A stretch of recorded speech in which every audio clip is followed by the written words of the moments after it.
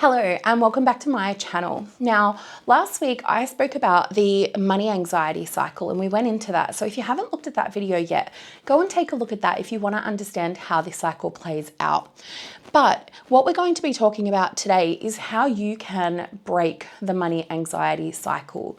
So when we think about this cycle, just to recap, we've got the situation that happens. So for example, we might receive the unexpected bill that pops in your inbox, which then leads to this sense of anxiety. And that anxiety plays out in a couple of different ways. We have those physical somatic symptoms that happen in our body. The tightness in our chest, the constriction in our throat, our stomach tied up in knots or butterflies, and also the thoughts. We might think, oh gosh, why did this have to happen today? I never have enough money to pay for bills. Normally the cycle we avoid. We might hide the bill, pretend that we didn't see it, put it in the other inbox so that we don't have to look at it again. We get the relief, but then our anxiety increases over time. Now, I do explain that in my previous video in more detail, so go check that out if you do want a bit more information, and I'll link the video for you. To break the cycle, we need to understand that anxiety is actually a normal response. Anxiety is a normal emotion, and it's okay for us to experience anxiety. So to actually break the cycle happens here between the feelings and thoughts that we have and the somatic sensations that are happening in our body and the avoidance or the procrastination or that fight, flight, freeze, fawn response. We want to start here and recognize that, okay, I am feeling anxious. I am feeling overwhelmed. And I know that my response is to want to just avoid the bill. It's to want to not take action because that feels safer and that helps me manage my anxiety. But if I do that, I know what that cycle is going to be. So if we want to actually break that cycle, we need to do something different here. And to do that, we need to learn how to tolerate being with that anxiety. And this is the part where people go, oh, you want me to sit with this anxiety? You want me to feel it? Yeah, because that's going to be the most helpful thing that ironically makes you feel less anxious in the long run.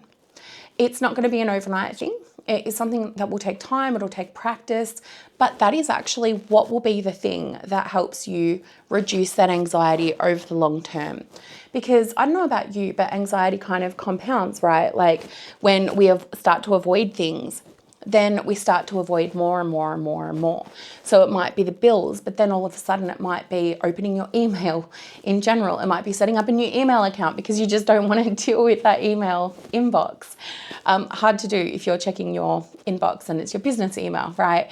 So we need to be able to manage this anxiety. And this is exactly what we go into in a lot more depth in the Aligned Wealth Academy, where I teach women how to sit with that anxiety so that they can break this cycle, so that they don't have to experience this intense anxiety where they're really struggling to take action on their relationship with money because they're just so bound by anxiety and fear.